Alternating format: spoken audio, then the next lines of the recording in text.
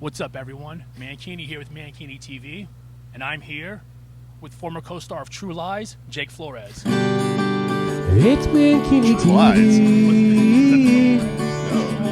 Terminator 2. It's my show. Sure, why not?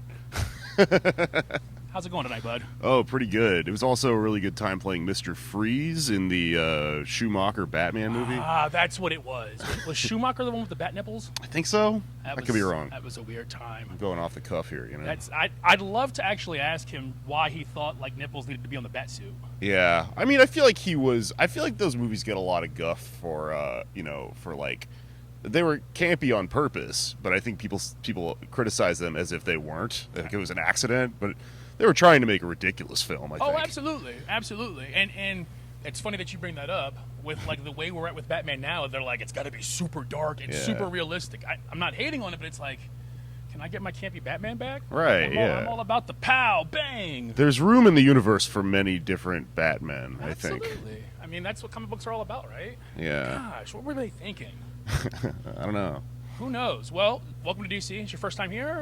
No, not my first time at DC. It's my first time at ping pong. Okay, nice. Nice. Yeah. Well, we appreciate having you here. I say we as if I own this place. I I know, we're in the alley outside of it. Shh. We're not in the alley. I promise you. We might be. Being here, obviously this is DC, it's hard to avoid everything that goes on around here. I won't touch on this for long, but I think it's really cool to have something like this here at Comet, obviously with some of the woohoo, and what they believe about this place. Yeah. When my YouTube is so getting flagged. But no, it's a really cool place, a lot of cool people, and honestly, I think you're gonna kill it here tonight. I hope so. I'm excited.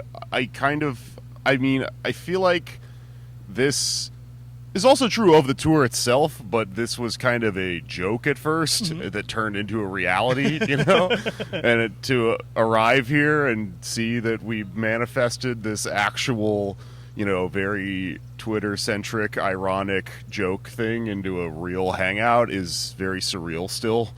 I just rolled in and I'm like kind of still adjusting myself to the reality of it, but I'm so stoked. I think it's so funny.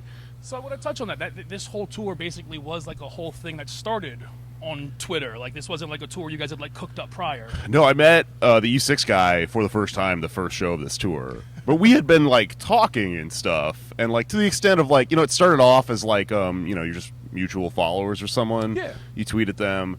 Maybe later on you start DMing, and then recently like Max is somebody like I could talk on the phone with if I had like an idea I needed to like flesh out or whatever. Yeah. And there's very much a the internet is in fact reality vibe of this whole thing, because people always say, oh, Twitter, it's not real or whatever, but it's like it's all kind of becoming real, and sometimes when you meet somebody who you've read their work or you enjoy their stuff or you talk online a little bit, you might find out that you know them a little bit better than someone you know in real life who you never actually get into it with because they're just like a coworker or something like that.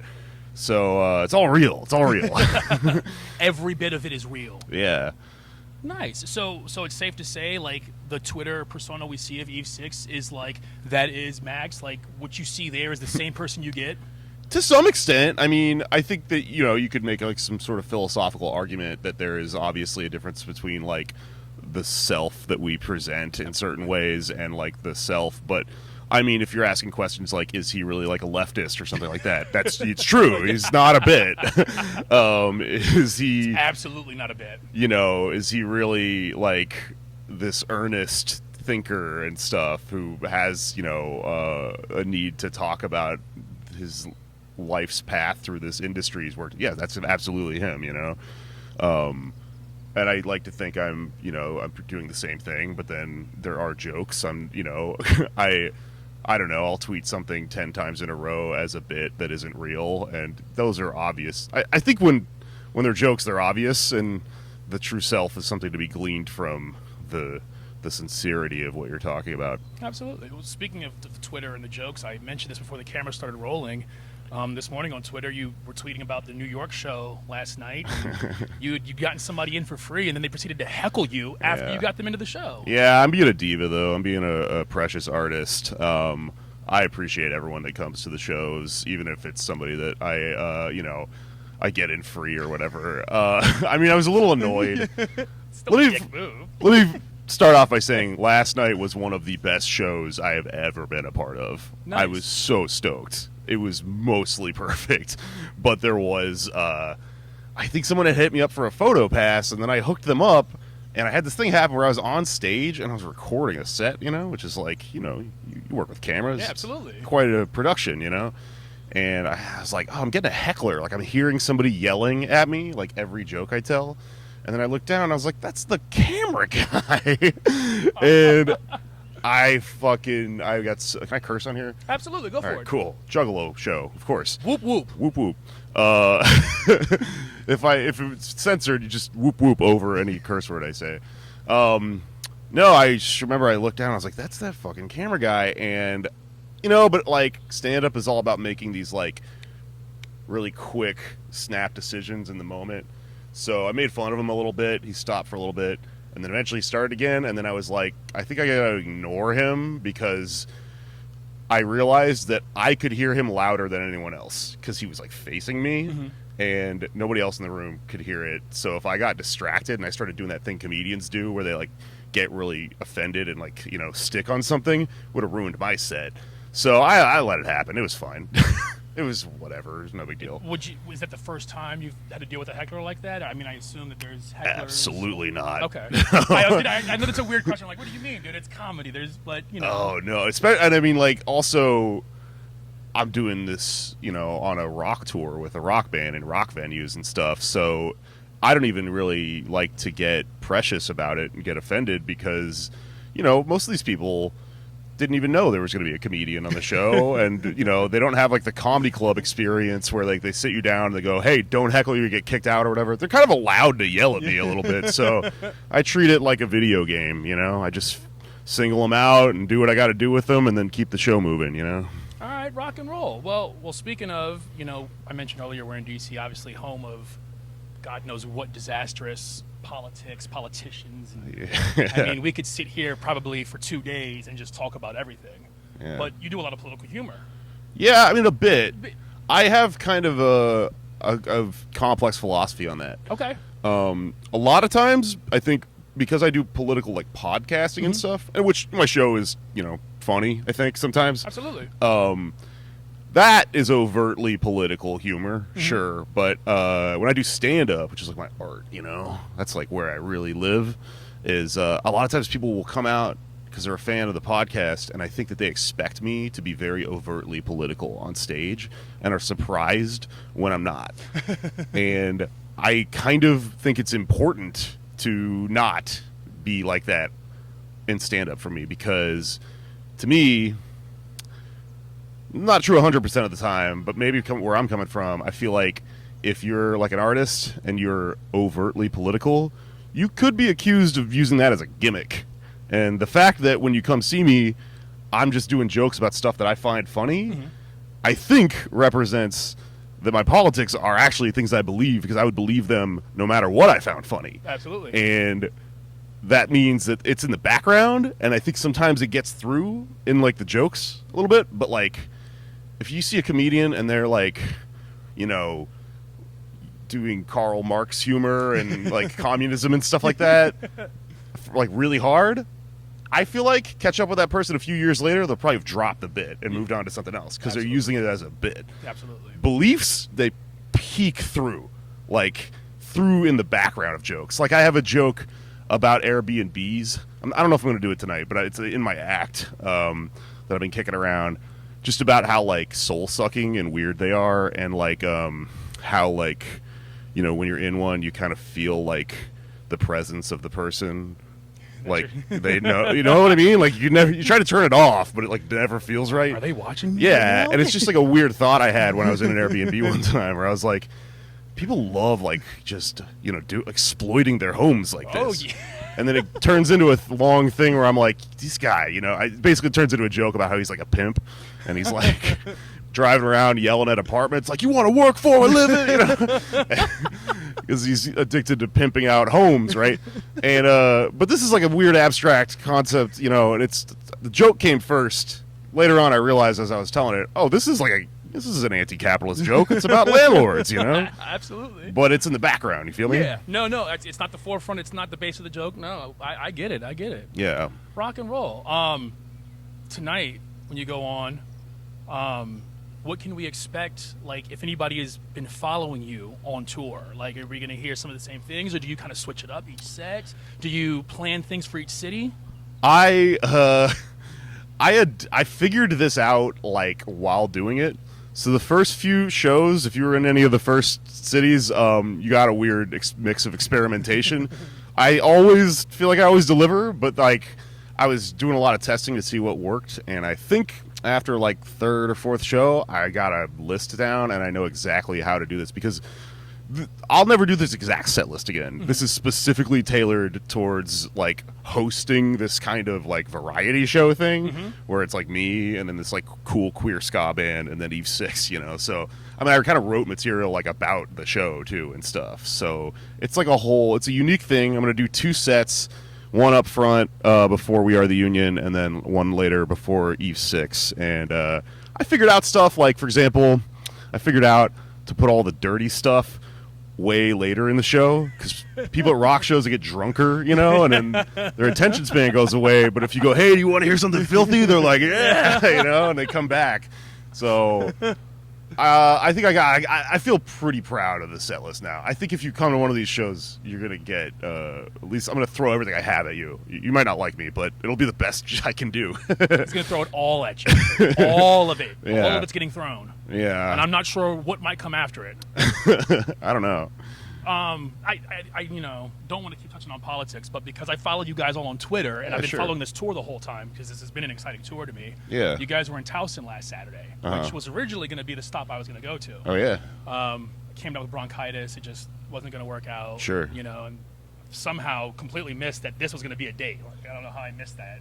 I was like, wait, what? But I saw that after the show, apparently you guys are leaving, and the club instantly turned into a Young Republicans event. Well, it wasn't actually a Young Republicans event, but that was like the joke. Like that was the shorthand we started using. I fell for it. See, I mean, it might as well have been. It was like I think what was going on is like some venues are like they're kind of like 2 venues in one. Mm-hmm. There's like another section of the place outside of where we were playing, and it was.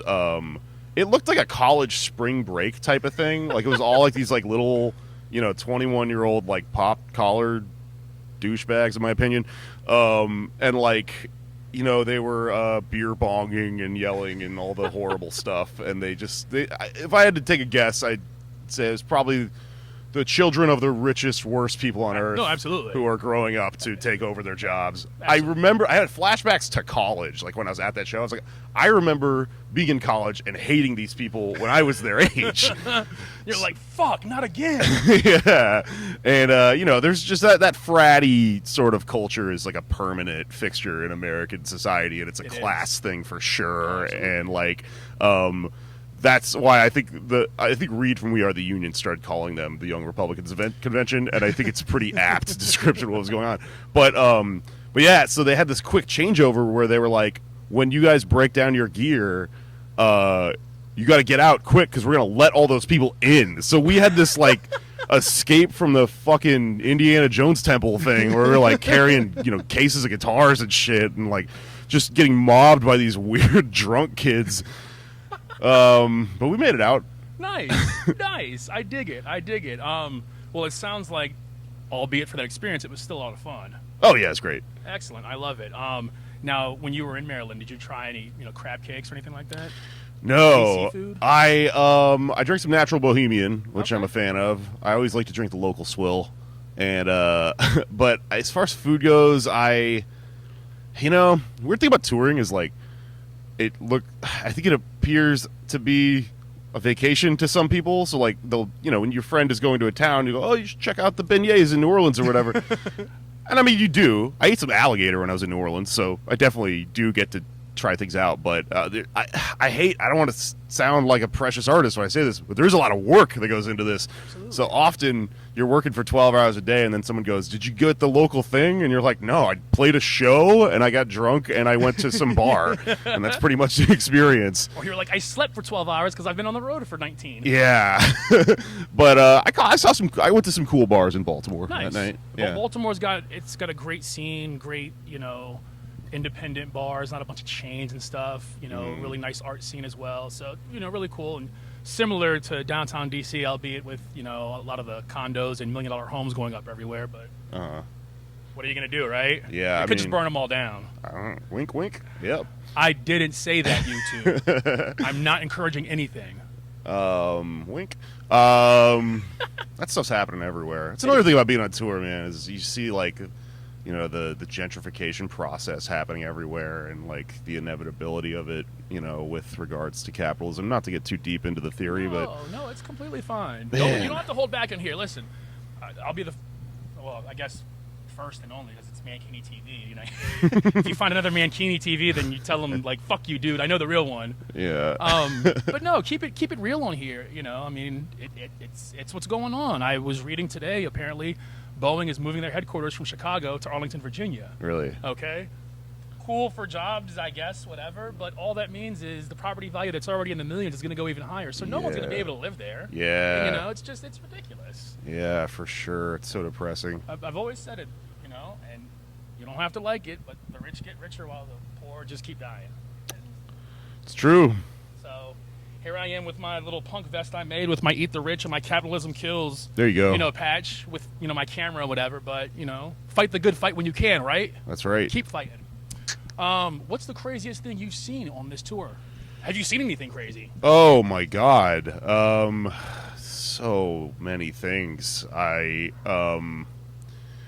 It's a really interesting question because when we're about halfway through the tour right now. I love the way touring feels because I don't really remember the beginning at this point. It feels like a dream where you're just like, can't really explain how you got here or where you're going. But so there are a zillion things so far. I mean, I saw a weird guy in a bunny suit in New Orleans.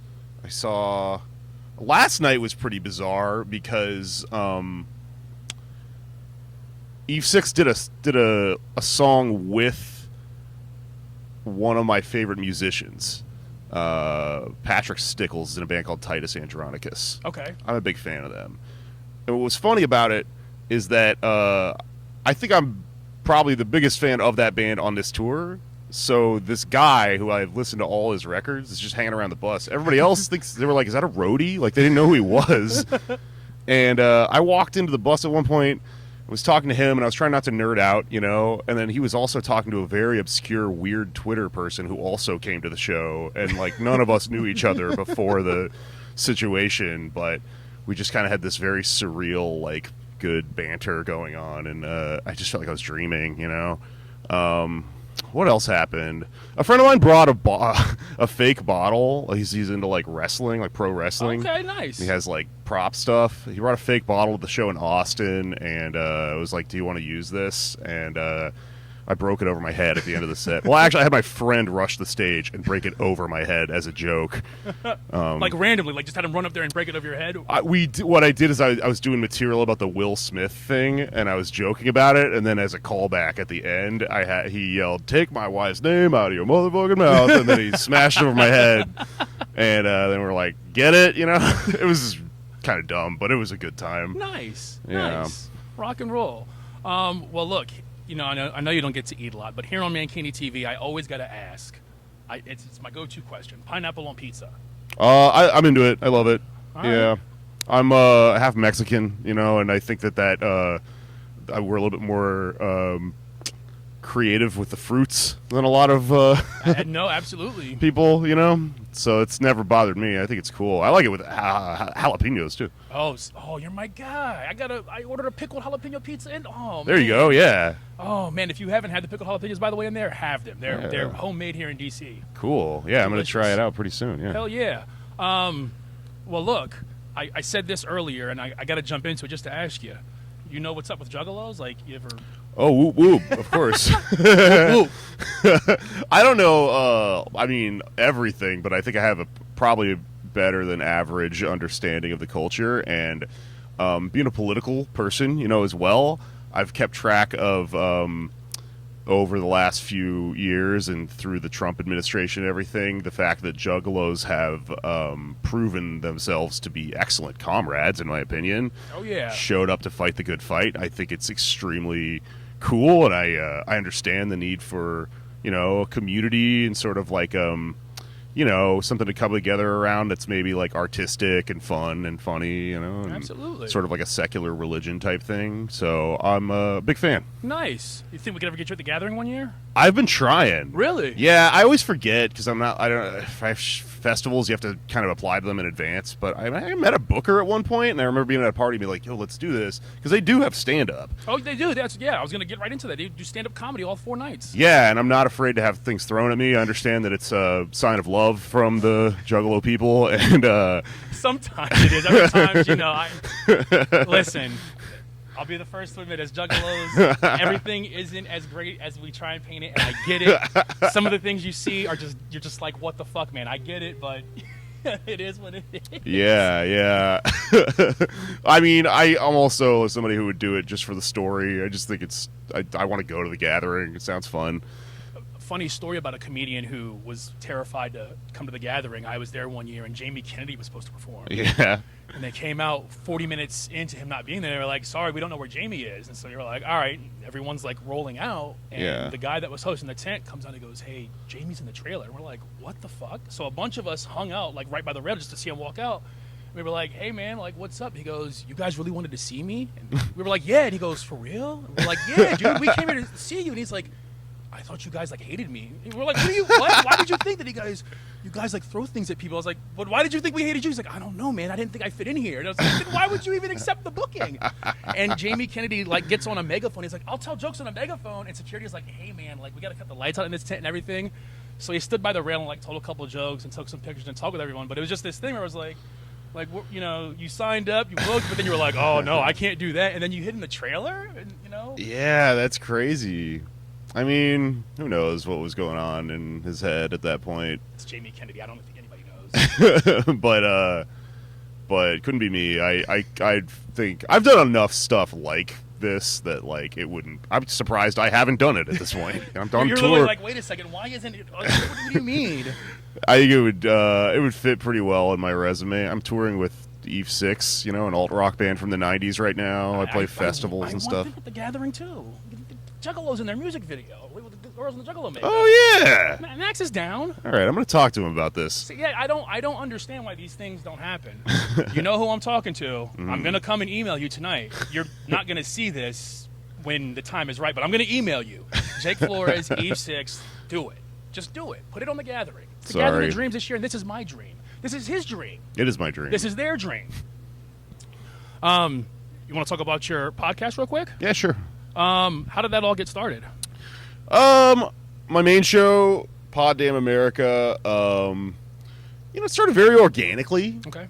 Around like 2015, 2016, when I'd been to Occupy and stuff, and Bernie was sort of happening and stuff. I had moved to New York to pursue stand-up, like to see, if I could, do the thing or whatever. And I do all right, but I immediately kind of realized like a lot of things because I was reading a lot of like theory and stuff around the same time, and I started to understand class society more than I had previously, especially when I went to New York and tried to become a professional artist, because the first thing you learn is that everybody that makes it has a lot of money. Absolutely. And so a lot of the stuff I was reading for my own personal benefit and my experience overlapped real hard, and I went, oh, okay, this makes sense.